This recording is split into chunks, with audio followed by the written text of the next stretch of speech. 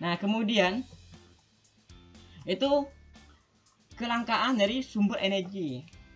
Nah, Indonesia itu ya banyak sekali ya sumber energi yang ada di Indonesia. Yang ada di dalam bumi Indonesia itu banyak, ada batu bara, minyak, ada renewable energy, ada air, ada sungai, ada matahari, semuanya ada. Makanya kadang orang menyebutnya bahwa negeri kita ini adalah negeri surga. Nah, ini ini pertimbangan apa? Dipertimbangkan itu.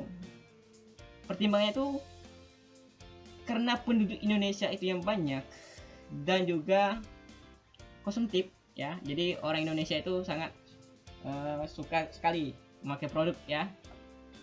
Nah, di sini harus mempertimbangkan demand antara dengan keterbatasan sumber daya alamnya. Jangan sampai nanti kita kehabisan sumber daya alam. Tuh. Apalagi energi alam ini, material apa?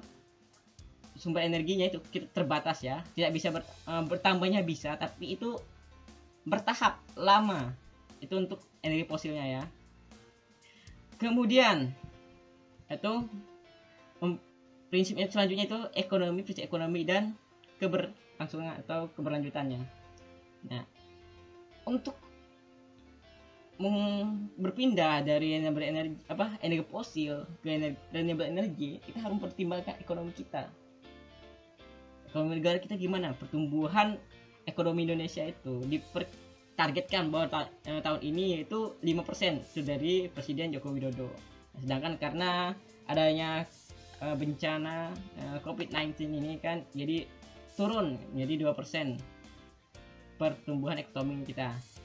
Nah, di sini dan juga bahwa kita ketahui investasi dari untuk membangun sebuah pembangkit listrik tenaga energi terbarukan ini itu mahalnya lebih mahal daripada batu bara ya. Apalagi untuk sekelas wind turbine itu satu meganya itu sekitar 1 juta US dollar ya. Kemudian kita lihat kesanggupan dari masyarakat Indonesia untuk membeli listrik saja berapa rakyatnya mampu. Nah, bayangkan ya, Indonesia itu nilai harga jual listriknya itu termurah se-Asia Tenggara. Nah, termurah ya. Tapi kita lihat apa pengaruhnya nanti. Misalnya kita banyak termurah itu dalam segi kita kasih subsidi misalnya kayak itu ya menjadi beban dari negara. Kita sering dengar kasus ya PLN rugi. Kalau kayak gini terus, bagaimana PLN akan mengembangkan teknologi tentang pembangkit listrik? Bagaimana PLN nanti akan mengembangkan proteksi transmisi atau transmisinya? Bagaimana PLN nanti akan menyalurkan distribusi ke rumah-rumah kita? Nah, nanti makanya dari itu teman-teman di sini jangan terlalu konsumtif dan jangan terlalu sering menyalahkan PLN ya, karena kondisinya kayak gini. Kemudian ya itu aspek lingkungan dan perubahan iklim. Nah, ini lingkungan ini ya itu adalah latar belakang dari kenapa muncul renewable energy ya. Nah, ini berkaitan dengan pemanasan global, perubahan iklim, terus ada pembakaran karbon. Bahwa kita ketahui pembakaran karbon kita ini berasal dari mobil, motor, intinya kendaraan, terus pembangkit listrik.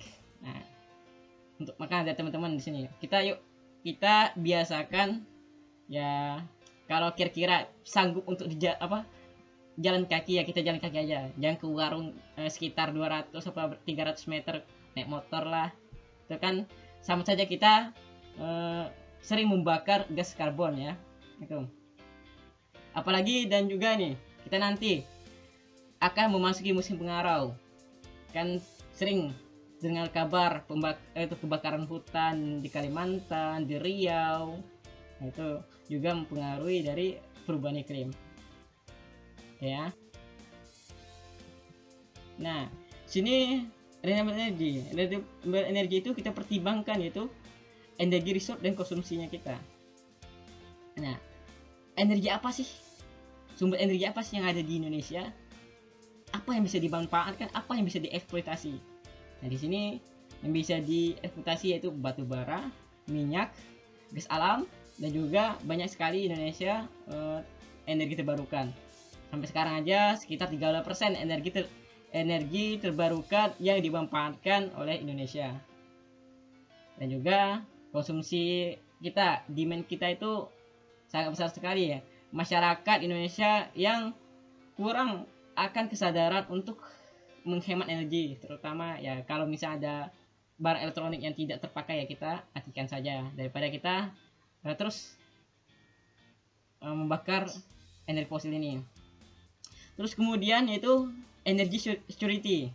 Nah, ini berkaitan tentang sistem keamanan. Apa keamanan kita itu? Ya, berkaitan dengan teknologi yang nanti dikembangkan. Baik itu security storage, keamanan baterai, transmisi, tahan energi kita, itu. Kemudian tantangan tentang perubahan iklim ya. Nanti apalagi ya, PBB terus menggembur-gemburkan EBT.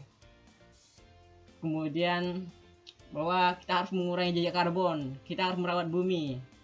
Nah, makanya itu karena Indonesia termasuk anggota dari PBB, maka Indonesia mengeluarkan RUPTL bahwa target tahun 2025 bahwa energi terbarukan yang terpasang di Indonesia itu mencapai 23%. Nah, itu ya, itu landasan kenapa renewable energy.